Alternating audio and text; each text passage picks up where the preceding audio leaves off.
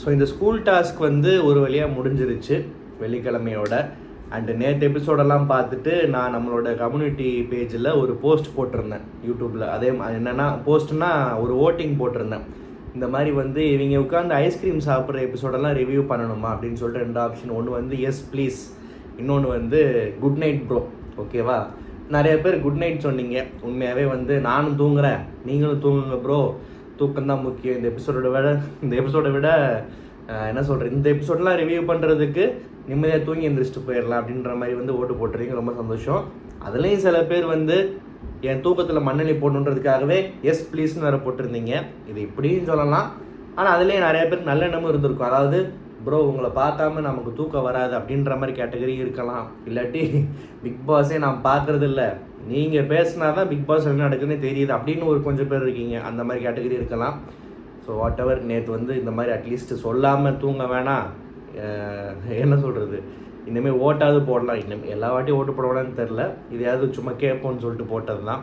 பரவாயில்ல, நல்ல ஒரு வேவில் இருந்திருக்கு நமக்குள்ள. இன்றைக்கி எபிசோடுக்குமே வந்து விட்டா ஓட்டு போட்டிருப்பேன், ஆனால் அதுக்கு பதிலாக ரிவ்யூவே போட்டலான்னு சொல்லிட்டு வந்தாச்சு. ஏன்னா ஒரு வாரம் ஃபுல்லாகவே பெருசாக ஒன்றும் இல்லைன்னா அந்த வார கடைசியில் என்ன பேசி டிஸ்கஸ் பண்ணி என்ன வந்துட போகுது பெருசாக. இன்றைக்கி ஃபுல்லாக பார்த்தீங்கன்னா இந்த டாஸ்க் யாருமே புரிஞ்சுக்கலன்னு சொல்லி ஓடிட்டார் அவர். புரிஞ்சுக்கிறதுக்கும் இவங்க வந்து புரிஞ்சுக்கிறாங்களோ இல்லையோ இதில் பெருசாக ஒன்றும் பண்ணுறதுக்கும் வந்து ஸ்கோப் இல்லை. இந்த மாதிரி டாஸ்க்கை வந்து என்கேஜிங்காக என்டர்டெய்னிங்காக பண்ணணுன்னா அதுக்கு வந்து பன்முகத்தன்மை கொண்ட ஒரு பேக்கேஜ் ஆஃப் என்ன சொல்கிறது, ஒரு குரூப் ஆஃப் ஒரு நல்ல கண்டஸ்டன்ஸ் இருக்கணும். இந்த வாட்டி வந்து அவங்களே வந்து ஒருத்தர் குழப்பம் பிடிச்சி தெரியுறான். நமக்கே பார்த்தீங்களா 1.5 மாதம் 2 மாதம் கிட்ட ஆகிப்போச்சு. இன்னும் வந்து இவங்க தான் வின்னருன்றது எல்லா சீசன்லையும் கிட்டத்தட்ட சொல்லிடலாம். இது சொல்ல முடியாமல் மாதிரி இருக்குது. இது வந்து ஒரு சுவாரஸ்யமான விஷயந்தான், ஒரு த்ரில்லிங்கான விஷயந்தான், ஒரு நல்ல விஷயந்தான் ஆக்சுவலாக. ஆனால் இந்த ஸ்கூல் டாஸ்க்கு நிறைய சீசனில் பார்த்தீங்கன்னா நிறைய பேர் நல்லா பண்ணியிருக்காங்க, பெர்ஃபார்ம் பண்ணியிருக்காங்க. மேபி இந்த வாட்டி அது மிஸ் ஆச்சுன்னு தெரில. ரொம்ப போரிங்கு. கடந்த லாஸ்ட் சீசன்லாம் எனக்கு தெரில, எனக்கு ஞாபகம் இருக்கிற வரைக்கும் பார்த்தா மோஸ்ட் போரிங் வீக்குன்னு சொல்லலாம் இந்த வாரமே. அண்டு இந்த சீசனில் வந்து இந்த வீக்கில் வந்து இந்த ஸ்கூல் டாஸ்க்கு பற்றி வந்து பெருசாக இதை பற்றி டிஸ்கஸ் பண்ணணும், இதை எடுத்து டிஸ்கஸ் பண்ணணும், இல்லை இவங்களை இதை பற்றி கேள்வி கேட்கணுன்ற மாதிரி ஒன்றுமே இல்லாததுனால இருக்கவே இருக்காரு நம்ம எஃப்ஜே. அவர் கேப்டன்சி 2 வாட்டி ஆகிட்டார். இந்த வாட்டி பெருசாக இல்லை. போன வாட்டி நல்லா பண்ணிட்டேன், இந்த வாட்டி சரியாக பண்ணல. ஸோ அவனை அடிப்போன்னு சொல்லிட்டு உட்கார வச்சிட்டாங்க. ஆனால் அந்த அடி தேவை தான். அது ஏன்னா இந்த எஃப்ஜே மாதிரி ஆட்கள்லாம் வந்து பார்த்திங்கன்னா, எஃப்ஜே மாதிரி ஆட்கள் நான் பொதுவாக ஒரு விஷயம் சொல்ல வரேன். அது பற்றி எஃப்ஜே பற்றி ஃபஸ்ட்டு பேசுகிறேன். எஃப்ஜே பற்றி ஃபஸ்ட் சொல்லிடுறேன். இந்த எஃப்ஜே வந்து ரீசெண்டாக மேபி கொஞ்சம் அமைதியாக அப்படியே வந்து ஒரு நல்ல கண்டஸ்டன்ட் மாதிரிலாம் வந்து ஒரு பின்பத்தை உருவாக்கியிருக்கலாம் சில பேருக்கு அதுவும். ஆனால் ஒருத்தன் எப்படிப்பட்டவன்றது, குறிப்பாக பிக் பாஸ் கண்டஸ்டண்ட்டாக ஒருத்தன் யார் என்ன இல்லை அவன் ரியல் லைஃப் கேரக்டர் என்னன்றதை வந்து முதல் 3 வாரம் 2 வாரம் 1 மந்த்லேயே வந்து நிறைய காமிச்சிருவாங்க. காமிச்சு ஊர் வாயில் விழுகுவாங்க, செருப்படி வாங்குவாங்க, ஹோஸ்ட் கிட்ட திட்டு வாங்குவாங்க. அதுக்கப்புறம் ஒரு டிரான்ஸ்ஃபர்மேஷன் வரும், அப்படியே நல்லவன் மாதிரி. அது கடைசி வரைக்கும் வந்து இல்லை நான் இப்படி தான் வாழ்ந்து ஜெயித்தவங்களும் இருக்காங்க, வாழ்ந்து கெட்டவங்களும் இருக்காங்க. ஒரு 2 நல்ல எக்ஸாம்பிள் நான் சொல்லவா. 2மே வந்து கிட்டத்தட்ட ஒரு நெகட்டிவ் கேரக்டர்ஸாக தான் இருந்தாங்க. பட் அவங்களுக்குன்னே ஃபேன்ஸ் இருந்தாங்க. அதில் அதில் ஒருத்தரில் இன்ஃபேக்ட் 2 பேருமே 2 விதமான டைட்டில் வின் பண்ணியிருக்காங்க. அது வந்து பாலாஜி முருகதாஸ் சொல்லலாம், இன்னொன்று அசீம் சொல்லலாம். இவங்கெல்லாம் வந்து வெளியும் சரி உள்ளேயும் சரி எப்பவும் வெளியே போனாலும் சரி இதுதான் என் கேரக்டரு, எனக்கு இப்பப்போ இப்படி பேசணும்னு தோணும், நான் பண்ணுறது சரி தப்பெல்லாம் தாண்டி எனக்கு இதுதான் வெளியே, எனக்கு என்னை பற்றி காரி துப்புங்க பிடிக்கல, இல்லை எனக்குன்னு ஒரு சில ரசிகர் கூட்டம் இருக்கட்டும், நான் இப்படி தான் இருக்கிற சில கேசஸ் இருக்குது. அவங்கள பற்றிலாம் நிறைய பேசியாச்சு, திரும்பலாம் பேச வேணாம். அட் த சேம் டைம் இந்த கமருதீன் மாதிரி ஆட்கள் இருக்காங்க. அதாவது உடம்பு ஃபுல்லாக விஷம், வாயை திறந்தாலே விஷம், பேசுகிறது செய்கிற செயல் மற்றவனை யூஸ் பண்ணுற வார்த்தைகள் எல்லாத்துலேயும் விஷம் ஊறி போயிருக்கும். ஒரு கேவலமான கேரக்டர் வச்சுப்போம், ஓகேவா. உள்ளே வந்து கிட்டத்தட்ட ஒரு மாதத்துக்கு அந்த ஒரு கமருதீனை தான் நம்ம பார்த்தோம். ஆனால் அது வெளியே தெரிஞ்சு புத்தி சொல்லி திட்டி ஃபீட்பேக் வந்து உள்ளே இருக்கிறவங்களாம் சொல்லி அதுக்கப்புறம் வந்து ஓகே இது தப்பாக வெளியே போகுது போல், இது நமக்கு வேணாம், இந்த ஆட்டிடியூடு, இந்த திமிரு, இந்த கோவம் இந்த மாதிரி நம்ம கேரக்டர் வந்து காரி துப்புறாங்கன்னு சொல்லிட்டு அப்படியே டோட்டலாக ஒரு சேஞ்ச் ஒரு அப்படியே மாறி நடிக்கிறது இருக்குல்ல, இந்த மாதிரி கேட்டகரிஸ் இருக்காங்க. ஓகேவா? இதை வந்து சில பேர் நினைக்கலாம், ஏன்பா ஒருத்தன் தப்பு பண்ணால் திருந்தவே கூடாது, இட்ஸ் நாட் அபவுட் திருந்துறதோ அது மாதிரிலாம் கிடையாது.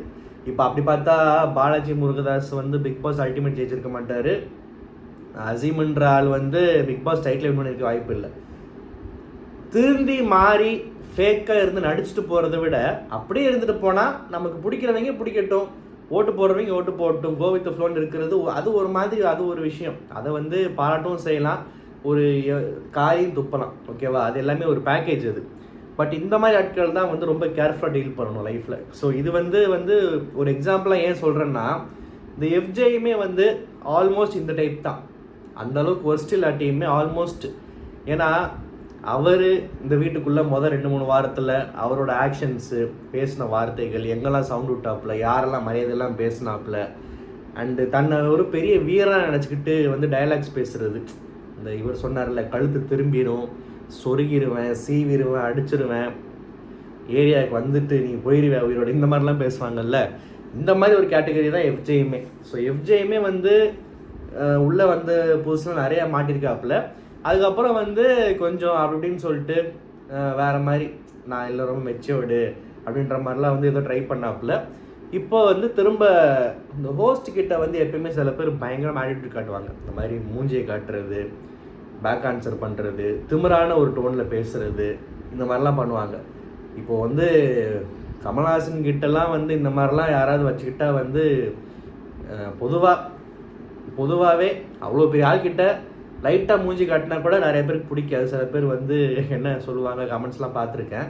அதுவும் ஓப்பனாக சொல்கிறேன், என்ன மாதிரி ஃபேன் பாய்ஸ் எல்லாம் வந்து எப்படி ரியாக்ட் பண்ணியிருக்கோன்றது மேபி என் ரிவ்யூ 4 வருஷம் பார்த்தவங்களுக்கு ஞாபகம் இருக்கான்னு தெரில.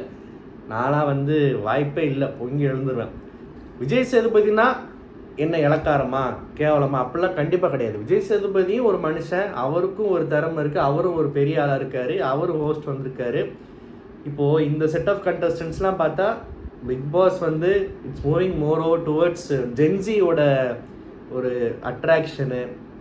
இப்போ இருக்கிற இன்ஸ்டாகிராம் ஜெனரேஷன் வந்து யாரெல்லாம் பார்க்குது, எவன்லாம் என்னெல்லாம் பண்ணலாம், யாரெல்லாம் ட்ரெண்டாரா, யாருக்கெல்லாம் ஃபாலோவர்ஸ் அதிகமாக இருக்குன்றதை பார்த்துட்டு அந்த மாதிரி பேசிஸில் கண்டஸ்டன்ஸ் எடுக்கிறப்போ இந்த ஒரு செட் ஆஃப் கண்டஸ்டன்ஸ்க்கு ஏற்ற ஒரு ஹோஸ்ட் விஜய் சேதுபதி. எந்த ஒரு குறைச்சலும் அவர் கிடையாது, அவருக்கு மரியாதை கொடுத்து தான் ஆகணும். அப்படி இருக்கிறப்போ வந்து அவரை ரொம்ப கேஷுவலாக ஹேண்டில் பண்ணிக்கிறது, இஷ்டத்துக்கு வந்து பேர் சொல்லி பேசுகிறது, அண்டு வீக்கெண்ட் எபிசோட்லேயே வந்து நல்லது கெட்டது பேசுகிறப்போ வந்து சும்மா ஒரு பேருக்கு அண்ணான்ற வார்த்தையை போட்டுக்கிட்டு ஒரு திமிரா ஒரு மூஞ்சி வச்சுக்கிட்டு ஒரு ஆட்டிடியூட் காட்டுறது வந்து எஃப்ஜே ரொம்ப நாளாக பண்ணிகிட்டு இருக்காப்புல. அதை வந்து சொல்லப்போனால் ஸ்ட்ரிக்டாகவே சொல்லி செருப்படி கொடுத்துருக்கலாம், வார்னிங் கொடுத்துமே அதை அவர் இன்னும் மாற்றலை. இன்றைக்குமே வந்து அதை பாடி லாங்குவேஜே காட்டி கொடுத்துரும், ஒருத்தன் வந்து எந்த ஒரு இதில் பேசுகிறான் அப்படின்னு சொல்லிட்டு. இது வந்து சில பேர் உட்கார்ந்து பேசினாலுமே வந்து அவங்க பேசுகிறது மரியாதையாக இருக்கும். சில பேர் நின்றுட்டு அப்படியே வணக்கம் வச்சுட்டு அண்ணான்ற வார்த்தையை பயன்படுத்தினாலுமே அதில் ஒரு திமிர் இருக்கும். ஸோ அந்த மாதிரி ஒரு ஃபேக்கான ஒரு கேரக்டரு, ப்ளஸ் ஒரு முன்னாள் டுபாக்கூர். அதை இவங்கெல்லாம் வந்து ரவுடி நினச்சி உள்ள ஏதோ பண்ணிகிட்டு இருக்காங்க. ஏன்னா இவங்கெல்லாம் உண்மையாகவே இந்த கமருதீன் எஃப்ஜேலாம் ஒரு பெரிய டுபாக்கூர்ன்றது தான் ரியாலிட்டி. அண்ட் கனி ஒரு வாட்டி சொன்ன மாதிரி கமருதீன் எல்லாருமே ஹீரோன்னு நினச்சிட்டு இருக்காங்க. என்னை பொறுத்த வரைக்கும் அவர் காமெடியன், அந்த மாதிரி தான் எஃப்ஜேயும் ஒரு காமெடியன் தான். இந்த மாதிரி டுபாக்கூருங்க தான் வந்து தனியாக தெரியும், எப்படி பண்ணாலுமே வந்து வெளியே சிக்கிடுவாங்க. ஸோ இன்றைக்கி வந்து இந்த எஃப்ஜேயோட ஆட்டிடியூடை வந்து எடுத்து பேசி அந்த மாதிரி வந்து உட்கார வச்சு தான் எனக்கு பார்க்க பிடிச்சிருந்துச்சு. அண்டு இது வந்து நான் ரொம்ப நாளாக சொல்லிட்டு இருந்தேன்னு நினச்சது தான். இன்றைக்கி வேறு எபிசோடில் பெருசாக ஒன்றும் சொல்லிட்டு இதை பற்றி நான் எழுத்து பேசலை. இந்த கமருதீன் பற்றி நம்ம ஆரம்பத்தில் என்ன பேசணும், அவர் எப்படிலாம் பேசியிருக்காரு, எப்படிலாம் இருந்தார், இப்போ எப்படி நடிச்சுக்கிட்டு இருக்காருன்றது ஊர் உலகத்துக்கே தெரியும். ஸோ அதை தாண்டி வந்து அவரோட சீரியல் ரசிகர்கள்லாம் வந்து இன்னும் அவருக்கு ஃபயர் விட்டுக்கிட்டு இருக்காங்க, அப்போவே ஃபயர் விட்டுட்டு இருந்தாங்க. அண்ட் இதை தாண்டி சில கேஸுங்கள்லாம் இருக்குல்ல, இந்த பார்வதி இந்த மாதிரி ஆட்கள்லாம் வந்து ஒருத்தன் வந்து எவ்வளோ அசிங்கமாக இருந்தாலும் பரவாயில்ல, எவ்வளோ கேவலமான ஒரு இதாக இருந்தாலும் பரவாயில்ல, ஆனால் தாடி வச்சா போதும், பார்க்குறதுக்கு சாக்லேட் கலரில் இருந்தால் போதும், நான் ஐஸ்கிரீம் சாப்பிடுவேன்ற மாதிரி வந்து அந்த மாதிரி சில பேர் இருக்காங்க. அவங்களெல்லாம் வந்து அது அவங்க பர்சனல்னு சொல்கிறத விட இதுதான் உன் டேஸ்ட்டா அப்படின்ற மாதிரி தான் நமக்கு தோணும். ஓகே, ஸோ அது வேறு டிபார்ட்மெண்ட்டு. அண்டு வியானாவோட டேஸ்ட்டு எஃப்ஜே. ஓகே, வியானா எஃப்ஜே அவங்களுக்குள்ள ட்ராக் ஓடுது. அதாவது நல்லா ஏதோ வந்து இந்த பில்லா படத்தில் பென்ட்ரைவை கைமாத்துற மாதிரி ஆதிரை இருக்கிறப்போ எஃப்ஜே ஆதிரை போயிட்டா. அதுக்கப்புறம் வந்து இப்போ வியானா எஃப்ஜே. அதே மாதிரி நம்ம அரோரா வந்து அந்த பையன் பேர் என்ன, அடப்பாவமே என்ன கொடுமைல, டக்குன்னு எனக்கு பிளாங்க் அடிச்சு. அந்த பையன் பேர் என்ன, துஷார். அப்போ அடி பையன் அந்த பேரை மாற்றுற அளவுக்கு நீ உள்ளே வாங்கிட்டு போயிருக்க விட, அதனால தான் நீ போன. ஸோ துஷார் அரோரா, துஷார் வெளியே போயிட்டாரு. ஸோ இந்த சரக்கு வந்து இங்கே கை மாறிடுச்சு. ஆனால் இது வந்து இன்னொரு அது வந்து என்ன செய்யுதுன்னா, அது வந்து 2 சரக்கு வச்சுருக்கு. அது வந்து மதியானம், நான் அன்றைக்கி சொன்ன மாதிரி மதியானம் வந்து ஃபுல் மீல் சாப்பிடணுன்னு ஆசைப்படுது, நைட்டுக்கு முட்டை பரோட்டாவும் மட்டன் சிக்காவும் சாப்பிட்ணுன்னு ஆசைப்படுது. ஸோ இது ஒரு ட்ராக் இந்த மாதிரி வேறு போயிட்டுருக்கு.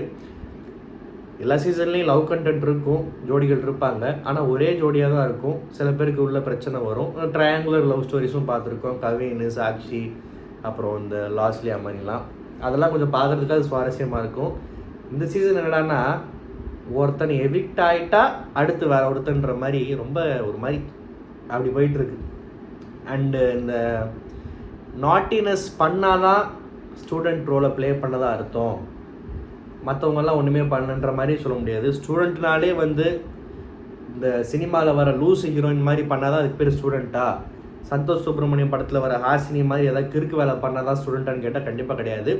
இருந்தாலுமே மற்றவங்கெல்லாம் ஆடுன இந்த மொக்க ஆட்டத்துக்கு நடுவில் நான் ஏதோ பண்ணன்றதை வெளியே காட்டுறதுக்கு எனக்கு பாராட்டு கிடச்சிச்சு. அண்டு மற்றவன் மொக்கையாக ஆடினான், ஆனால் நான் ஆடவே இல்லை அப்படின்றதுக்கு ரம்யாவுக்கு வந்து அடி விழுந்துச்சு. ஸோ ரம்யா வந்து எந்த லிஸ்ட்டில் சேர்க்குறதுன்னு தெரில. நான் அடிக்கடி திரும்ப சொல்லுவேன், எனக்கு இந்த செலெக்ஷன் பிடிச்சிருந்துச்சு. அவங்களோட ஆடியோ வீடியோ, அவங்களோட வீடியோ பார்க்கும் போதே வந்து இவங்க தான் கண்டிப்பாக இதுக்கு ஒரு பெரிய வாய்ப்பு, லைஃப்பில் பெரிய ஆளணுன்ற ஒரு இதோடு வந்திருக்காங்கன்ற மாதிரிலாம் தோணுச்சுன்னு. டம்மி பீஸுனா டம்மி பீஸு, அப்படி ஒரு டம்மி பீஸு. இது மாதிரி பல டம்மி பீஸ்களை பார்த்துருந்தாலும் இது ஒரு ரகமாக இருக்குது. என்ன சொன்னாலும் அதுக்கு மண்டையிலே ஏறலை. இதை வெளியே அனுப்பாங்கன்னு பார்த்தா பாவம் இது தவிர மற்ற எல்லாம் போய்கிட்டு இருக்காங்க. என்ன எனக்கு ஒன்றும் புரியல. இது என்ன மாதிரி என்னன்னு புரியல. ஆக்சுவலாக யார் ஓட்டு போடுறாங்கன்னு சத்தியமாக தெரில.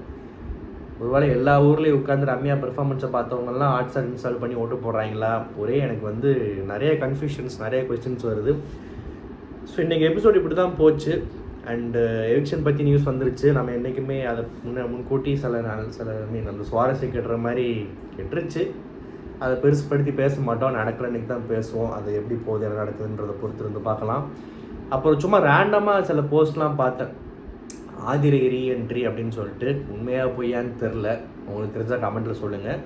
அது உண்மையாக இருக்கும் பட்சத்தில் உண்மையாகவே வந்து எத்தனை உண்மையான்ற சரி ஓகே, ஆதிரை திரும்ப உள்ளே வந்தால் கண்டிப்பாக பிக் பாஸ் வந்து கொஞ்சம் சூடு பிடிக்கிறதுக்கு நிறைய வாய்ப்பு இருக்குது.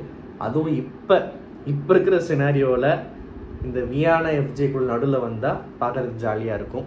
இந்த ரிவ்யூ உங்களுக்கு பிடிச்சிருந்தா மறக்காமல் சேனல் சப்ஸ்கிரைப் பண்ணுங்கள். முக்கியமாக இந்த புயல்னால் வந்து ரொம்ப மழையாக இருக்குது. அண்டு நம்ம ஸ்ரீலங்காவில் இருக்கிற நண்பர்கள், தோழிகள் எல்லாருக்கும் வந்து கொஞ்சம் பார்த்து கேர்ஃபுல்லாக இருங்கன்னு சொல்கிறதுக்கு இப்போ இட்ஸ் டூ லேட். ஏன்னா நடந்து முடிஞ்சிருச்சு.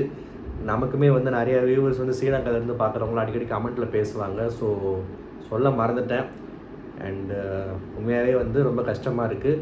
ஸோ ஸ்ரீலங்காவில் இருக்கிறவங்கெல்லாம் வந்து ஸ்டே ஸ்ட்ராங். எனக்கு நம்பிக்கை இல்லை. ஸோ அதனால் வந்து எங்கள் ப்ரேயர்ஸ் இருக்குன்னா நான் சொல்ல மாட்டேன். எங்களுடைய அன்பு, எங்களுடைய லவ் என்றைக்குமே இருக்குது. ஸோ வந்து டேக் கேர். அண்டு தமிழ்நாட்டுக்குள்ளே இப்போ அந்த புயல் தாண்டி போயிட்டுருக்கு. நம்ம ஊர்லேயும் எல்லாருமே நல்லபடியாக பார்த்து கேர்ஃபுல்லாக இருங்க. நாளைக்கு சென்னையெலாம் பெரிய பாதிப்புலாம் இல்லை. ஸோ சென்னையெலாம் கேர்ஃபுல்லாக இருக்கணுன்ற சொல்கிறதுக்கு சீன் இல்லை.